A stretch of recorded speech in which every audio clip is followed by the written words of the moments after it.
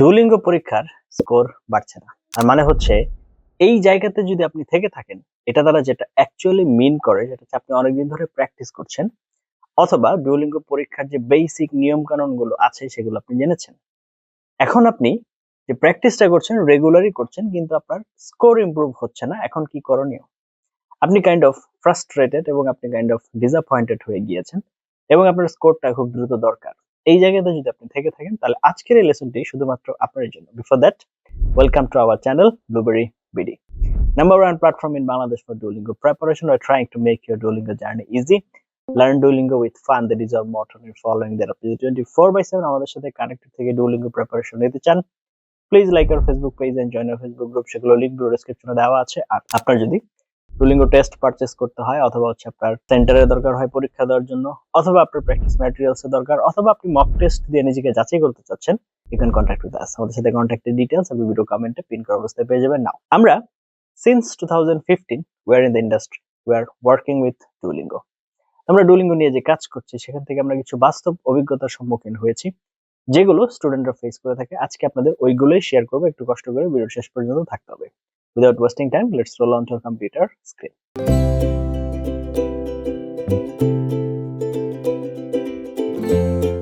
তো চলে আসলাম আমরা কম্পিউটার স্ক্রিনে। Your practice, but not the right way.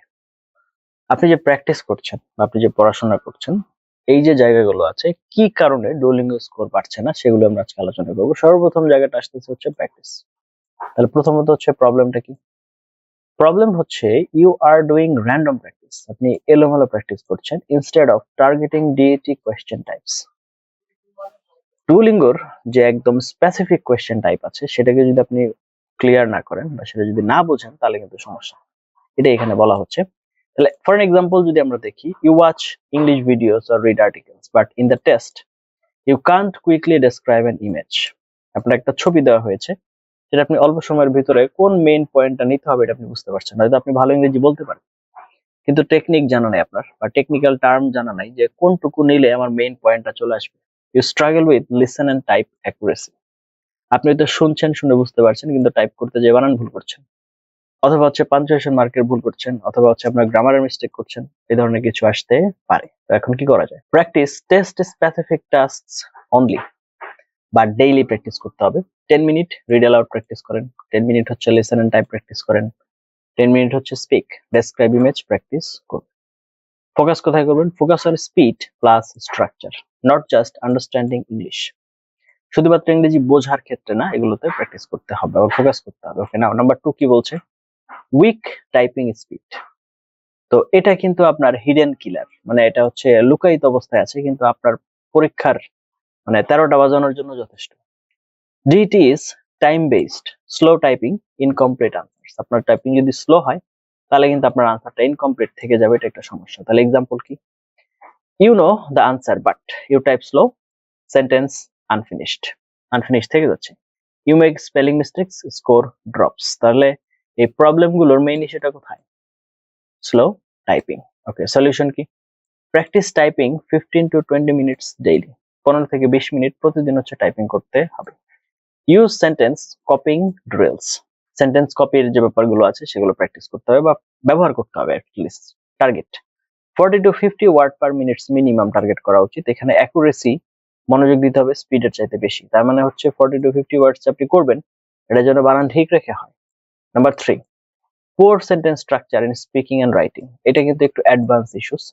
আপনি যদি হচ্ছে ইংরেজি বলতে পারেন তখন যে এই বিষয়গুলো কনসিডারেশনে আসবে। You speak but not in a clear structure. আমরা যদি একটা এক্সাম্পল দেখি, ব্যাড মানে দুর্বল, নরমালি আমরা এভাবে বলি, this picture many people and maybe park and they doing something happy. Okay, this picture many people and maybe park and they doing something happy. এখানে কিন্তু অনেকগুলো মিস্টেক আছে। কিভাবে আমরা সঠিক করব দেখেন, ইমপ্রুভ কিভাবে। This picture shows a group of people relaxing in a park. They seem happy and are enjoying their time together. অনেকগুলো লিঙ্গার্স আমরা অ্যাড করেছি এবং হচ্ছে অ্যাপ্রোপ্রিয়েট ওয়ার্ড নিয়ে এসেছি। তাহলে সলিউশন কিভাবে করলাম? Use a simple structure. প্রথমে ইন্ট্রো নিয়ে আসেন, তারপরে ডিটেইল, তারপরে অপিনিয়ন। তাহলে প্র্যাকটিস টেমপ্লেট কি? দিস ইমেজ শোজ, মেইন আইটেমটা কি? I can see. ডিটেইলিং এ যান এবং ইট সিমস দ্যাট আপনার অপিনিয়নে যান। এই স্টেপগুলো ফলো করতে হবে। লিসেনিং অ্যান্ড অ্যাকুরেসি প্রবলেমটা কি হয় আমাদের, চলেন দেখি। You understand the idea but not exact ওয়ার্ডস।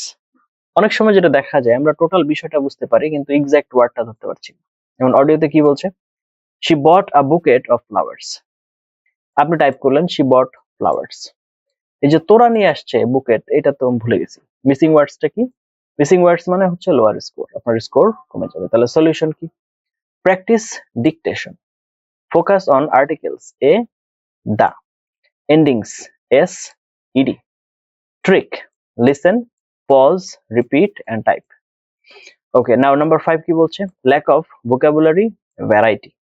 তাহলে problem, you use the same basic words repeatedly. তো এক্সাম্পল যেমন good, nice, very good, very nice, এই ওয়ার্ড গুলো বারবার আমরা ব্যবহার করি। তাহলে সলিউশন কি? Upgrade vocabulary. গুড এর পরিবর্তে এক্সেলেন্ট, বেনিফিশিয়াল। ভেরি বিগ এর পরিবর্তে ইনর্মাস, ভেরি স্মল এর পরিবর্তে tiny. Use 2 to 3 advanced words per answer, not too many. অনেক বেশি না, অ্যাটলিস্ট 2 থেকে 3টা প্রত্যেকটা আনসারে থাকা উচিত। Number 6, grammar mistakes, small but costly. দেখতে অনেকটা ছোট হলেও অনেক মার্ক এখান থেকেই মনে করেন আমাদেরকে কমে যায় বা কমিয়ে ফেলে। তাহলে প্রবলেমটা কি? Frequent small errors reduce your score.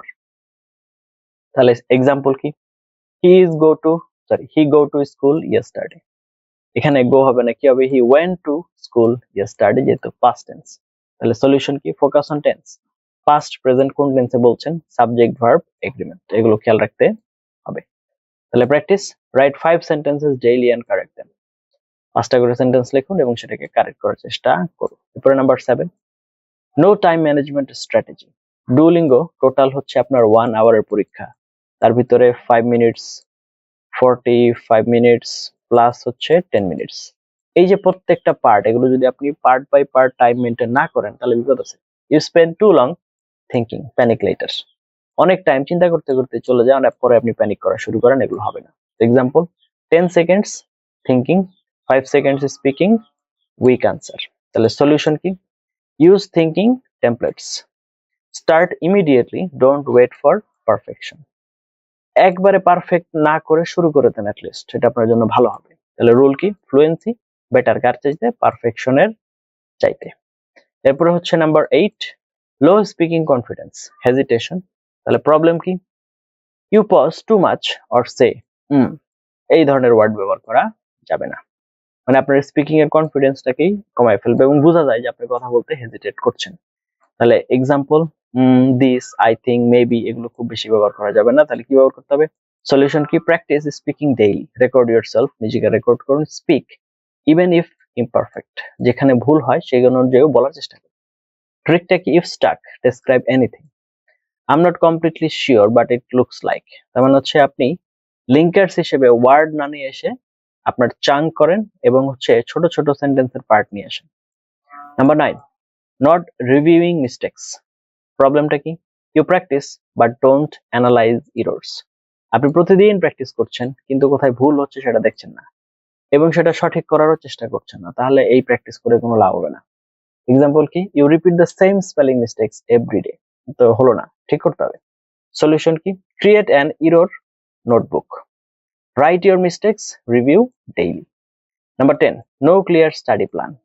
তাহলে প্রবলেমটা হচ্ছে random study, slow improvement. Solution কি? সিম্পল ডেইলি প্ল্যান, প্রতিদিনের একটা রুটিন থাকা উচিত। কিভাবে? 1 hour DET routine, 15 minutes listening dictation, মানে শুনে সেটা হুবহু লেখার চেষ্টা করবেন। 15 minutes speaking, image plus opinion, আপনি আপনার মতো করে বর্ণনা করলেন, বললেন বা লিখলেন। 15 মিনিটস হচ্ছে রাইটিং এবং 15 মিনিটস হচ্ছে টাইপিং প্র্যাকটিস। এগুলো প্রতিদিন আপনাকে টাচ করতে হবে। লাস্ট আমি যেটা বলে শেষ করব সেটা হচ্ছে improvement comes when you, improvement তখনই আসবে, practice smart not just hard, focus on weak areas, simulate real test conditions. যখন আপনি এই কাজগুলো রেগুলার করতে থাকবেন বা রেগুলার করবেন তখন আশা করা যায় আপনার হচ্ছে ইমপ্রুভমেন্ট আসবে। তো রেগুলার না করলে কিন্তু আপনার এখানে ইমপ্রুভমেন্ট আসবে না। এতক্ষণ পর্যন্ত আপনাদেরকে কিছু বাস্তবমুখী প্রবলেম শেয়ার করলাম। এখন দেখুন, সবকিছুর কোর কথা বা মেইন কথা হচ্ছে আপনি প্র্যাকটিস করছেন, প্র্যাকটিস করে তারপর যদি আপনার মিস্টেক গুলো অ্যানালাইসিস না করেন এবং সেগুলোকে ওভারকাম না করেন, আপনি সারা বছর যদি প্র্যাকটিস করতে থাকেন তারপরও আপনার এখানে ভালো স্কোর আসবে না। So whatever you are practicing, first whatever is correct, okay, that's okay, alhamdulillah for that. Whatever is wrong, double alhamdulillah for that, because now we will analyze them and find out where is our mistake and we need to solve it.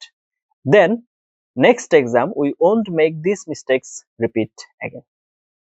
এইগুলো আমরা আর যেন second time repeat না করি, সেটা যদি আমরা ensure করতে পারি তাহলেই আমার প্র্যাকটিস কাজে দিবে।